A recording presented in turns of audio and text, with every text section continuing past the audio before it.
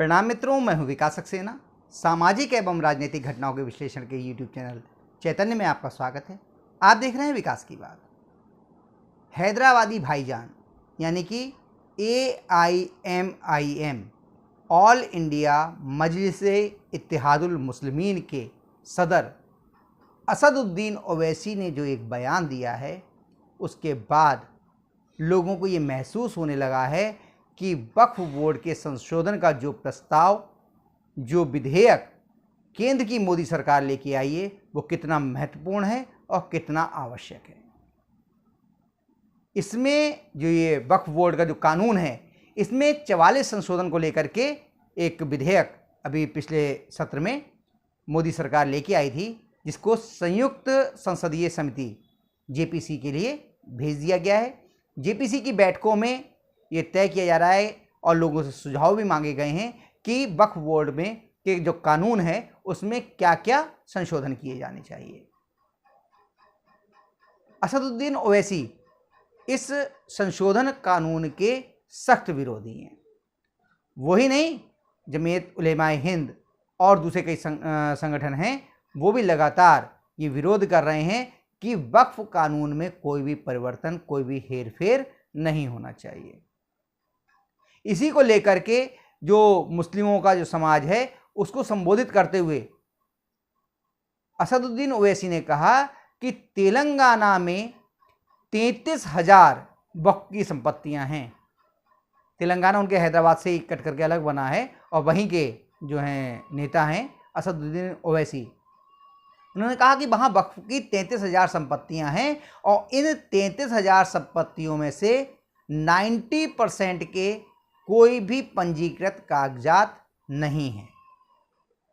या अब अगर दूसरी भाषा में कहें, जब कागज नहीं है तो सरकारी भाषा या कानूनी भाषा के हिसाब से इन सभी संपत्तियों पर वक्फ बोर्ड का अवैध कब्जा है।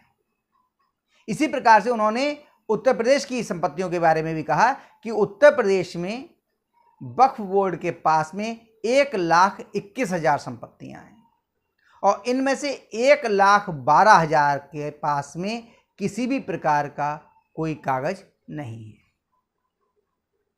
तो अब आप समझिए कि वक्फ बोर्ड ने आखिर दुनिया मतलब देश का तीसरा सबसे ज्यादा संपत्ति वाला संस्था है वक्फ बोर्ड, रक्षा मंत्रालय या रक्षा विभाग और रेलवे के बाद में, जिसके पास इतनी संपत्तियां हैं। तो ऐसा कैसे हो सकता है कि वक्फ बोर्ड के पास में लगातार संपत्तियां बढ़ती जा रही हैं और लेकिन उसके पास किसी भी प्रकार का कोई कागज नहीं है। बहुत सारे मुस्लिम समाज के ही लोग ये आरोप लगाते रहे हैं कि वक्फ बोर्ड ने उनकी संपत्ति पर अवैध रूप से कब्जा कर लिया है। सरकारी विभाग भी इस तरह के आरोप लगाते रहे हैं कि उनकी जमीन पर, उनकी संपत्तियों पर वक्फ बोर्ड जो है वो काबिज हो गया है, क्योंकि जो वक्फ कानूनों में संशोधन किए गए पिछली सरकारों के द्वारा, उसमें वक्फ बोर्ड को असीमित शक्तियां दे दी गई। वो किसी भी संपत्ति के लिए वक्फ की संपत्ति घोषित करने के लिए स्वतंत्र था। उसका फैसला भी वक्फ ट्रिब्यूनल को ही करना था।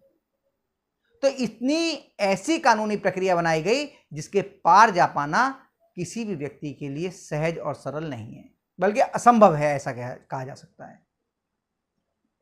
आप संपत्तियों का एक और समझ लीजिए कि जो बात असदुद्दीन ओवैसी कह रहे हैं कि कोई भी कागज नहीं है, तो 4 तरह की मोटे तौर पर संपत्तियां होती हैं।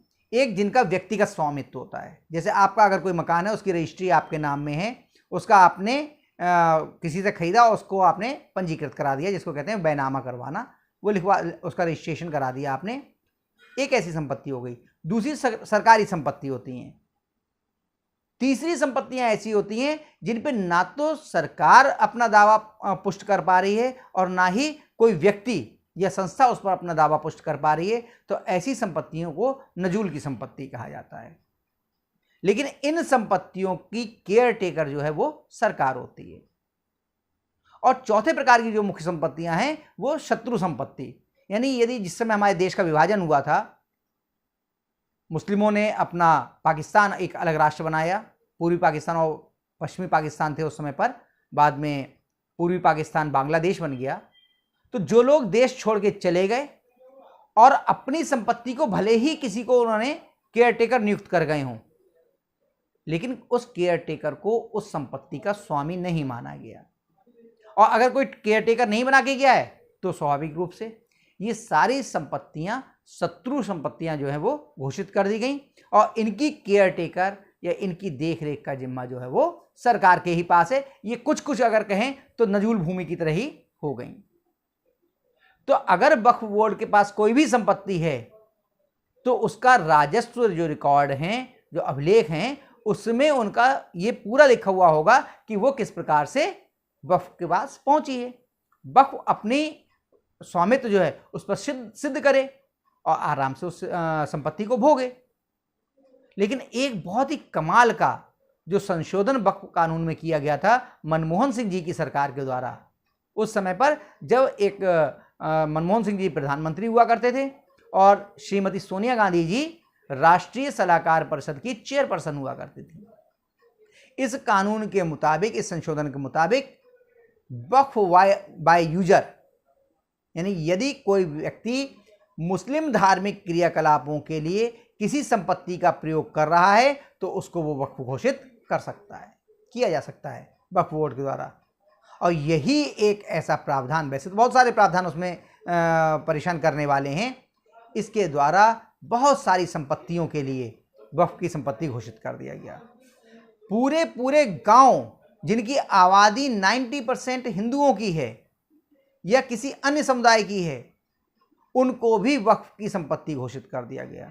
हजारों साल पुराने मंदिर, इतने पुराने मंदिर कि जब मोहम्मद साहब का जन्म भी नहीं हुआ था, उससे भी पुराने मंदिर, उनको भी वक्फ की संपत्ति घोषित कर दिया गया।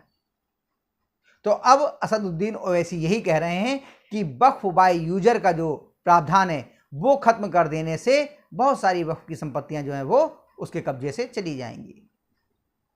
आपको याद होगा कि काफ़ी समय तक उत्तर प्रदेश में तो अब ये खत्म हो गया लगभग, लेकिन अभी पिछली सरकारों के दौरान आपने देखा होगा कि खासतौर से जुमे के दिन यानी शुक्रवार के दिन लोग मस्जिद के बाहर बैठ करके सड़क पर बिछा करके और वहां पर नमाज पढ़ा करते थे।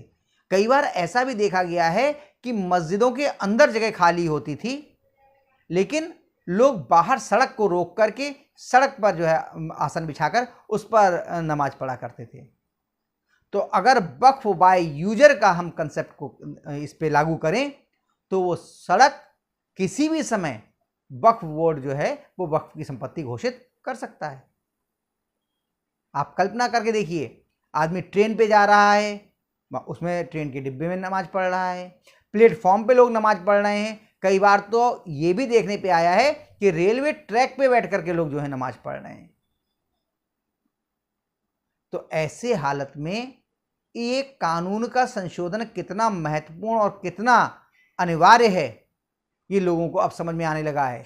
इसीलिए बहुत सारे वो मौलाना और ऐसे लोग जो मुस्लिमों के नेतृत्व का दावा करते हैं और जो ये कहते हैं कि वो मुस्लिमों के सच्चे रहनुमा हैं, वो लोग मुसलमानों को भड़काकर इस वक्फ कानून के संशोधन का विरोध कर रहे हैं।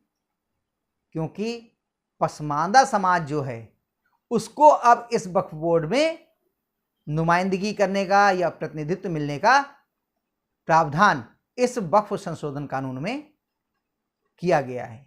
महिलाओं का जो है वो भी प्रतिनिधित्व इसमें होगा। इसके बाद में जिस प्रकार से पसमानदा समाज को और महिलाओं को दोयम दर्जे का नागरिक बना के रखा गया है, वो भी अपने हक की आवाज़ सही मंचों से उठा पाएंगे। इसीलिए कल मैं सुन रहा था, एक पसमानदा समाज के नेता हैं, उनके लिए वो बता रहे थे कि किस प्रकार से पसमानदा समाज के मुसलमानों के साथ मुसलमानों के ही जो अशराफ हैं वो भेदभावपूर्ण नीति अपनाते हैं, उन्हें किसी भी प्रकार से आगे नहीं बढ़ने देते। पसमानदा की भीड़ उनके अपने आर्थिक, राजनीतिक और सामाजिक हितों को साधने के काम आती है। उनसे जब ये पूछा गया कि भाई ये बताइए कि पसमानदा समाज आप कह रहे हैं 85% है, तो आखिर वो आगे क्यों नहीं बढ़ पाया, उसे क्यों नहीं आगे बढ़ने दे रहे। बोले अगर पसमानदा समाज को आगे बढ़ा देंगे, वो सक्षम हो जाएगा, तो नुमाइंदगी उसके पास चली जाएगी, नेतृत्व उसके पास चला जाएगा, और ये जो अशराफ हैं इनकी दुकानें, जो वर्ड उन्होंने इस्तेमाल किया, इनकी दुकानें बंद हो जाएंगी। तो चाहे कुछ भी कह रहे हो, आरोप तो खुद असदुद्दीन ओवैसी और उनके नजदीकियों पर भी बहुत हैं वक्फ संपत्तियों पर कब्जे करने के। यह भी कहा गया है कि जो भी लोग वक्फ बोर्ड में रहे हैं, वक्फ बोर्ड के चेयरमैन बने हैं, चाहे राज्यों के बने हों, चाहे वो केंद्रीय स्तर पर बने हों, उनकी ही जांच करा ली जाए कि जब वो वक्फ बोर्ड के सदस्य थे या इसमें वो शामिल हुए, उससे पहले उनकी संपत्ति कितनी थी और उसके बाद उनकी संपत्ति में कितना उछाल आ गया, तो मालूम चल जाएगा कि वक्फ बोर्ड में किस तरह के खेल चल रहे हैं। तो अब असदुद्दीन ओवैसी का जो बयान आया है, इससे साफ लगने लगा है कि अधिकांश संपत्तियां जो वक्फ बोर्ड के पास हैं, जिन्हें वक्फ घोषित किया गया है, उन पर वक्फ बोर्ड अवैध रूप से काबिज है। और ध्यान रखिए, इसके पहले पीड़ित जो हैं वो मुस्लिम समाज के ही दबे कुचले वर्ग के लोग हैं।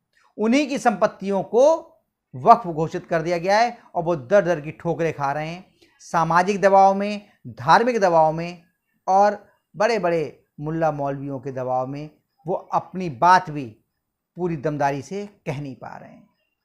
इसलिए वो लगातार इस बात का समर्थन कर रहे हैं कि वक्फ संशोधन कानून जो है वो लागू होना चाहिए। क्या होगा ये तो आने वाले समय में मालूम चलेगा। लोग लगातार कह रहे हैं कि जिस तरह से फैसले मोदी सरकार वापस ले रही है, कहीं इस फैसले को भी वापस ना ले ले। लेकिन अभी प्रधानमंत्री नरेंद्र मोदी जी ने जिस प्रकार से कहा है और अमित शाह जी भी कह रहे हैं, ऐसी उम्मीद की जा रही है कि अगले जो संसद का सत्र होगा, शीतकालीन सत्र, हो सकता है उसमें ये कानून जो है वो पास हो जाए और वक्फ संपत्तियों पर जिस प्रकार से अवैध रूप से कब्जा किए गए हैं वक्फ बोर्ड के द्वारा, सरकारी संपत्तियों पर या निजी संपत्तियों पर, वो एक बार कब्जे से बाहर आए। तो आज के अंक में बस इतना ही। अगले अंक में हम लोग फिर मिलेंगे किसी नए मुद्दे के साथ। तब तक के लिए अनुमति दीजिए। आपसे अनुरोध है कि अगर आपको ये वीडियो पसंद आया हो तो इसे लाइक कीजिए, शेयर कीजिए, और हाँ, अगर इस चैनल पर आप नए हैं तो आपसे ये भी अनुरोध है कि इस चैनल को सब्सक्राइब करने के बाद नोटिफिकेशन का बेल आइकन जरूर दबाइए। धन्यवाद, प्रणाम।